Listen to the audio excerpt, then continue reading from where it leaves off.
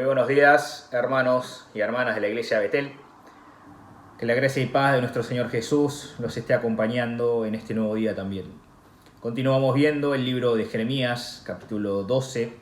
Hoy vamos a estar viendo los versículos 7 hasta el 17. Por lo general, cuando vienen los problemas y las dificultades en la vida, la mayoría de las personas se autoculpan por haber llegado hasta esa circunstancia. Luego buscan factores externos dentro del ambiente en el que los rodea. Y algunas veces van más allá, culpando hasta a Dios por tener que atravesar esos momentos.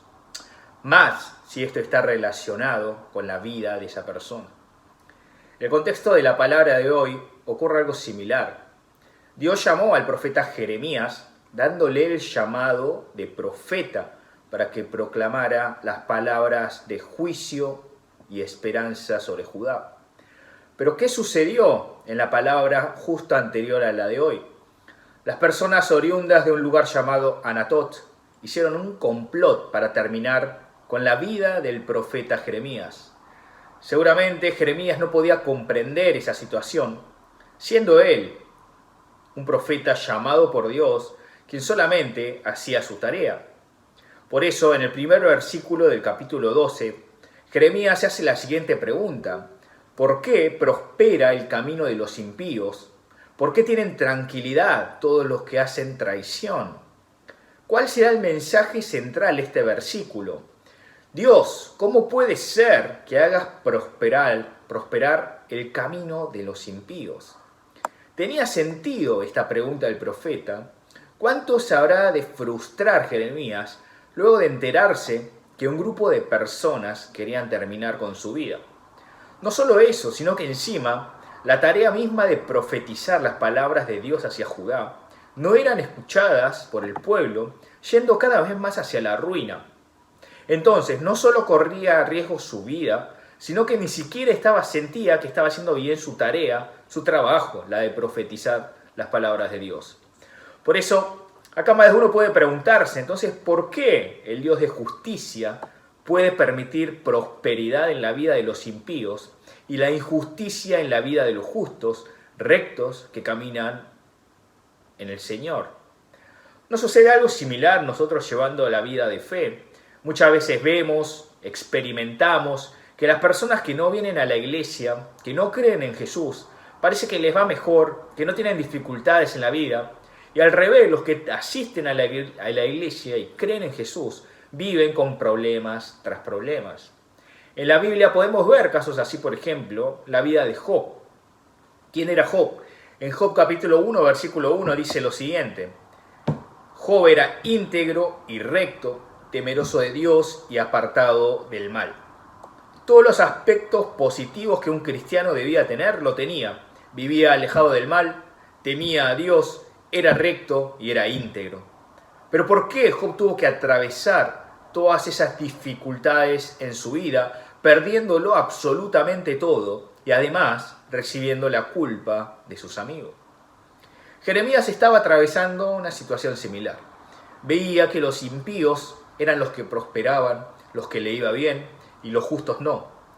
Pero ¿qué hace Dios con esta pregunta de Jeremías? Lo consuela diciéndole que la prosperidad de los impíos iba a ser solamente momentánea. Lo mismo con Judá. De los versículos 7 al 13 podemos ver un Judá que no se arrepiente ante Dios, pero igualmente no experimentaba todavía el juicio ni el castigo por parte de Dios.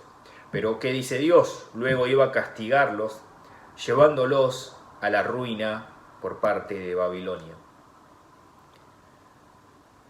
Pero veamos el versículo 15, dice: pero sucederá que después que los haya arrancado, es decir, a Judá, volveré a tener misericordia de ellos y los haré volver cada uno a su heredad y cada cual a su tierra. Dios castiga, envía la ruina y al cautiverio a Judá hacia Babilonia, pero eso no era el final. Dios, mediante su pacto eterno, debía cumplir con su promesa. Por eso dice que a pesar de que Él los haya arrancado, volveré a tener, que dice, misericordia de ellos. Así es nuestro Dios, todopoderoso, un Dios de misericordia, que no se olvida nunca de su pueblo ni de sus hijos. Un Dios de pactos y promesas que cumple con su palabra. Por más que los impíos parezcan prosperar, al final y al cabo, Dios guiará y dará salvación a los justos que confiaron en Él. Por eso es importante no tanto ver mi propia realidad, sino ver al Dios Todopoderoso, quien sí puede solucionar todos los problemas de mi vida. Debemos fijar nuestros ojos en Él. Él nos prometió a su unigénito para morir en la cruz por nuestros pecados y resucitar al tercer día para darnos la salvación y la vida eterna. Y Jesús dijo que volverá, es la promesa. Debemos esperarlo con la fe y la seguridad de que obtendremos la victoria final junto a Él. Vivamos aferrados en este día junto a Dios. Confiemos en la misericordia de nuestro Dios. Dejemos todas nuestras preocupaciones y dificultades en manos de nuestro Dios y así experimentemos de su guía y llenura día a día. Dios los bendiga y acompañe en este nuevo comienzo de semana.